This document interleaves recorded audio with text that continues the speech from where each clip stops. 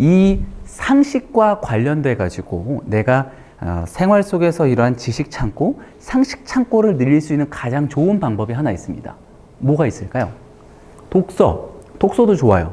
유튜브, 영상으로 보고 듣는 거 기억 잘 하십니까? 줌으로 회의하는데 집중이 잘 되시던가요? 수다입니다.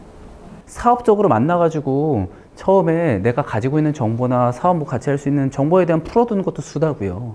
직장 생활 속에서 점심 먹고 나서 커피 한잔 할 때 오늘은 어떤 일이 있었는지, 어떠한 민원이 있었는지, 향후에 시정 상황은 어떻다든지 이런 얘기들이 오가는 것도 수다예요. 거기서 뭘 얻을 수 있는 거예요? 정보를 얻을 수 있는 거잖아요. 그래서 영상을 하나 좀 보도록 하겠습니다. 수다가 왜 중요한지 한번. 잘 보셨습니까? 네. 왜 중요한가요? 생각 에너지를 위해서. 네. 경험이죠. 가장 큰 거는 멘티 프로그램이 있죠. 잘 생각해 보시면 멘토 프로그램과 멘티 프로그램이 왜 있을까요? 멘티는 상대적으로 경험이 부족합니다. 멘토는 상대적으로 경험이 더 풍부한 사람입니다. 그러니까 뭘 알려줄 수가 있어요?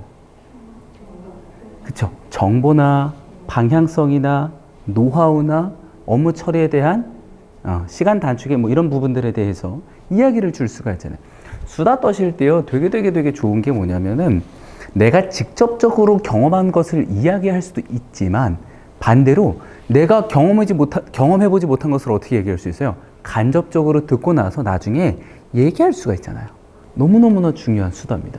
얘를 이제 반대로 얘기하면은 저 같은 경우에는 이제 저는 진행을 하는 사람이잖아요. 저 같은 경우에는 이제 선배들이나 그 외에 업계에 있는 표현이 맞겠네. 업계에 있는 선배들이 행사를 진행하거나 강의를 진행할 때 따라가서 봐요. 왜 볼까요? 나는 경험을 보지 못하는 환경을 누구 덕분에 하는 거예요?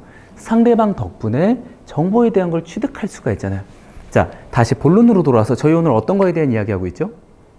순발력에 대한 이야기를 하고 있습니다. 그렇죠? 순발력에 대한 이야기를 할 때 어떤 게 좀 풍부하면 좋다? 상식에 대한 창고가 좀 풍부해야 되는데 내가 알고 있는 경험이나 내가 겪어봤던 혹은 알고 있는 상식의 창고의 범위는 한계가 있죠. 좁다라기보다는 한계가 있죠. 예, 사람이 공부하고 익히고 그걸 저장하고 말할 수 있을 때까지 가기 위해서는 시간이 좀 오래 걸리잖아요. 근데 이거를 어떤 걸 통해서 보완할 수 있다? 네, 간접 경험을 통해서. 그게 수다가 되었던 아까 이야기 주셨던 유튜브도 간접 경험이에요. 그 외에 사설 같은 것도 다 간접 경험이에요.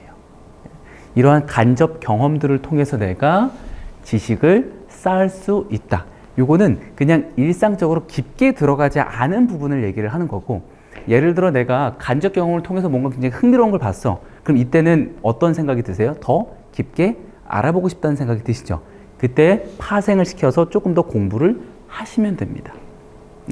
내가 간접 경험으로 얻은 것을 마치 모든 걸 다 아는 것 마냥 얘기하시면 낭패를 보세요.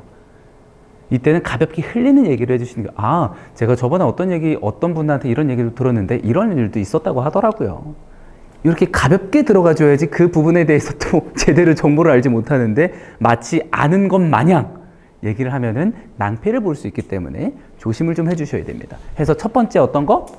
상식을 넓히기 위해서 여러 가지 간접 경험과 직접 경험을 좀 많이 해서 정리를 해보세요. 내가 사람들이 콕 하고 눌렀을 때 무엇을 잘 이야기할 수 있는지.